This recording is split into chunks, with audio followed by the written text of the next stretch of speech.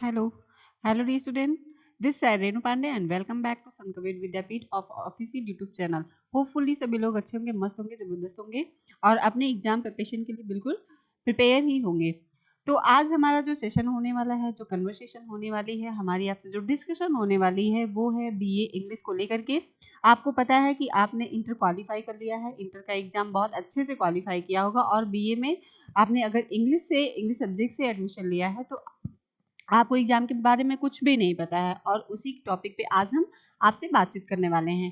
तो बच्चों देखेंगे कि हम, जैसा कि आपको पता है कि इसी मंथ में आपका एग्जाम होने वाला है, तो आप एग्जाम में जाएंगे, आपको किस बेस पे कैसा एग्जाम देना है और टाइम मैनेजमेंट किस तरह से करना है, सारी बातों पे हम एक एक करके बात करेंगे। तो सबसे पहले हम बात करते हैं, चलिए क्लास को स्टार्ट करेंगे और सबसे पहले जो बात हमारा है, देखेंगे कि बीए इंग्लिश को लेकर के है, चाहे वो फर्स्ट सेमेस्टर का हो, सेकेंड सेमेस्टर का हो, लेकिन ये रहता है कि उसमें सब्जेक्ट का जो पेपर रहता है वो अलग अलग डिफरेंट डिफरेंट तरीके से रहते हैं।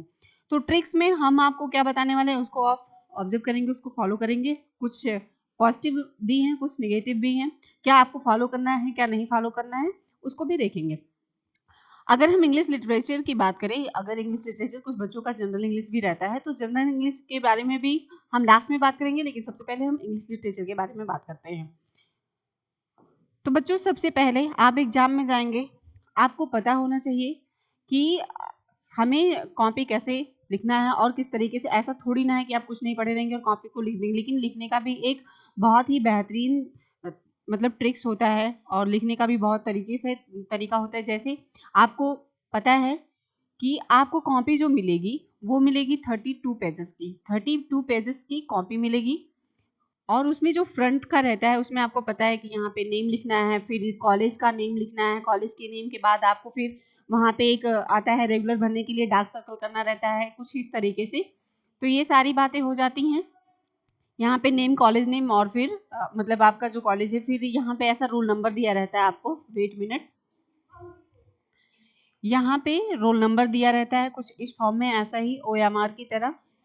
और यहाँ पे जो रोल नंबर आपका रहेगा कॉलम, यहाँ पे रोल नंबर लिखेंगे और इसी रोल नंबर को यहाँ पे ऐसा डार्क, अगर 1 है तो यहाँ पे 1 डार्क कर देंगे, बाकी दूसरे कॉलम को आपको नहीं टच करना है। तो ये हो गई फ्रंट पेज की बात। अगर हम फिर आगे चलते हैं, अब आप अपने पेपर को देखेंगे, पेपर में देखेंगे जब आप, तो आपको कुछ मिलेगा इस तरह से कि आपको जो पेपर में करने हैं वो 5 क्वेश्चन करने हैं, पेपर में जो क्वेश्चन करने हैं वो 5 करने हैं और किस तरह से करने हैं। तो आप गलती ये नहीं करेंगे कि आपको पेपर मिला और आपने सबसे पहले कंपल्सरी क्वेश्चन करना ही शुरू कर दिया, ये काम आपको नहीं करना है। आपको पेपर मिला और आपने सबसे पहले आपको देखना है कि क्वेश्चन पेपर में आपको 5 क्वेश्चन करने हैं। फर्स्ट ऑफ ऑल आपको क्या देखना है कि जो कॉपी के हम स्टार्टिंग करेंगे वो कोटेशन जो होता है, आपका मेन हेडिंग कह सकते हैं, मेन हेडिंग को आपको बीच में रखना है और क्वेश्चन को नहीं राइट करना है, क्वेश्चन बिल्कुल राइट नहीं करेंगे आप। अब हम पेपर की बात करते हैं तो हमें पता है कि 5 क्वेश्चन है, लेकिन जब आप सबसे पहले लिखना स्टार्ट करते हैं कॉपी पे, तो हम देखेंगे कि हमारा जो कंपल्सरी क्वेश्चन होता है, कंपल्सरी में हमें कंपल्सरी के ABCD करके 5 क्वेश्चन दिए रहते हैं, जिसे करना अनिवार्य रहता है, ABCD और E। ये क्वेश्चन आपको एकदम कंपल्सरी है करना, लेकिन इसको आप स्टार्टिंग में बिल्कुल भी नहीं करेंगे। अब हम चलते हैं सेक्शन ए की तरफ। सेक्शन ए में जब चलेंगे तो हमें कुछ देखने को मिलेगा कुछ इस तरह से। सेक्शन ए में जब जाएंगे तो वहां पे मिलेगा, ये क्वेश्चन नंबर 1 रहता है आपका कंपल्सरी का, ये क्वेश्चन नंबर 1 कंप्लीट हो जाएगा जिसके अंदर ABCD आता है। और सेक्शन ए में जब हम जाते हैं तो यहाँ पे आपको मिलता है 2, 3, 4 और 5, ये क्वेश्चन आपको मिलते हैं, ये आपके क्वेश्चन हैं, जिसमें से आपको दूसरा क्वेश्चन आ रहा है तो दूसरा करिए, तीसरा आता है तो तीसरा करिए, लेकिन करना 2 ही है आपको इसमें।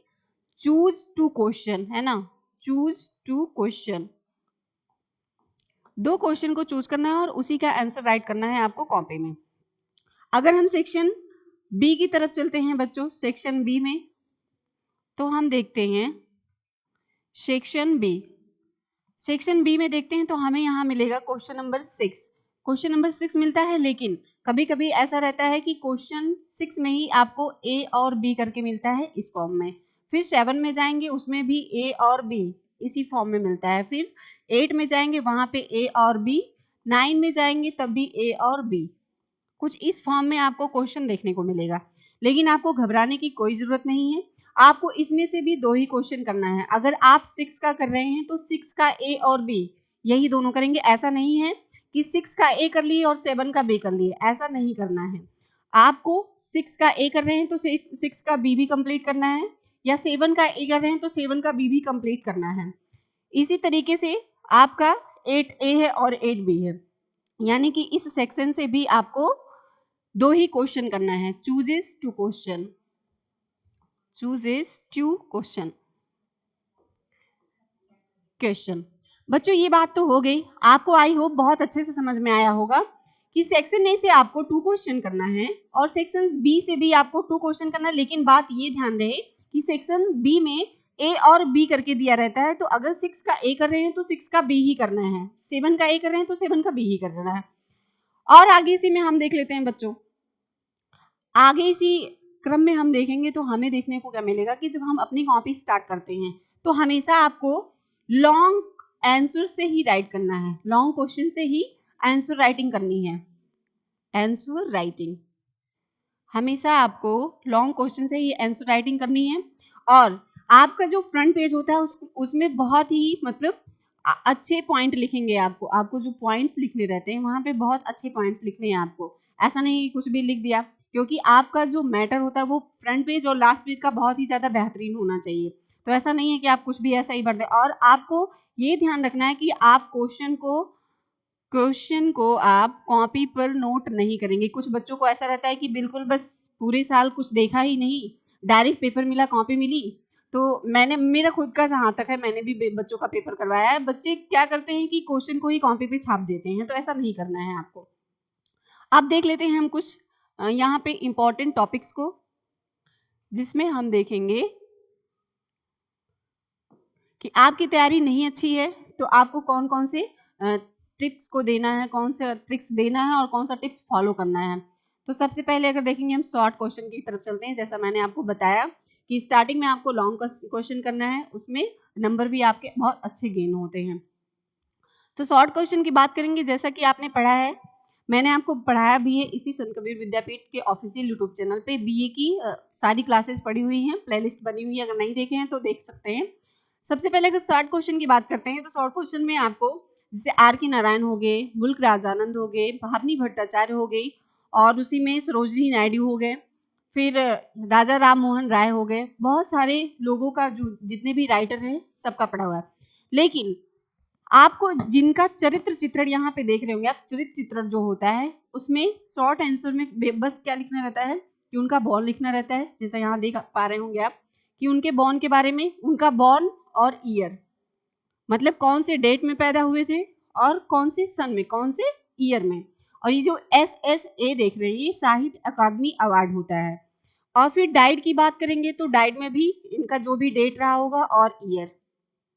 इसी तरीके से इनका प्लेस यानी कि कौन से स्थान पे हुए थे, कौन सी स्टोरी इनकी बहुत ही ज्यादा इंपॉर्टेंट थी, और कौन सी पोएट्री बहुत ज्यादा इंपॉर्टेंट थी, और मतलब फेमस वर्क इनका क्या था, लाइफ इवेंट क्या था, एजुकेशन क्या था, बहुत सारी चीजें। बस मतलब मेन चीजें इसमें लिखनी है, बहुत ज्यादा शॉर्ट स्टोरी में आपको लिखने की जरूरत नहीं है।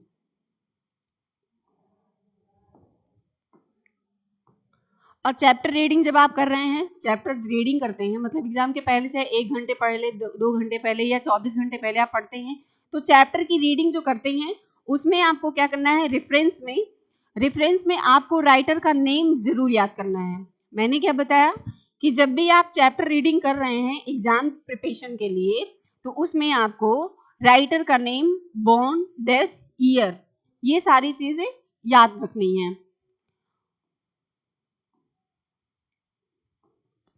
और इसमें एक बात ध्यान देने वाली है, जैसे आपका मैंने बताया कि आपका कोटेशन जो हेडिंग है वो मस्ट है। और इसमें आपको जो पेन यूज करना है, यूज ऑफ पेन की बात अगर हम करें तो ब्लू और ब्लैक पेन, लेकिन gel not use, gel pen not use, है ना,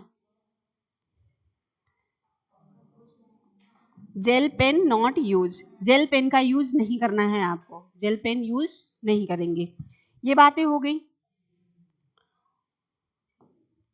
अब हम देखेंगे लास्ट कि हम जो क्वेश्चन आंसर राइटिंग करते हैं आंसर राइटिंग में, है ना, उसमें हमें अपने मैटर के क्वालिटी पे ध्यान देना है। बहुत ज़्यादा ऐसा होता है कि बच्चों के माइंड में रहता है कि कॉपी भरना है, भर के आना है, नंबर तो मिल ही जाएगा। ऐसा नहीं है, आपको क्वेश्चन पेपर में क्वालिटी पे विशेष ध्यान देना है। क्वांटिटी कम रहेगी, मैटर अच्छा रहेगा, तब भी आपको नंबर मिलता है। और अपने आप हैंड राइटिंग पे जरूर ध्यान देंगे, आपकी जो हैंड राइटिंग है वो बहुत गुड होनी चाहिए। तो बच्चों आज की क्लास यहीं पे खत्म करते हैं और फिर मिलेंगे हम आपके नए सेशन के साथ। तब तक के लिए thanks for watching this video. All the best.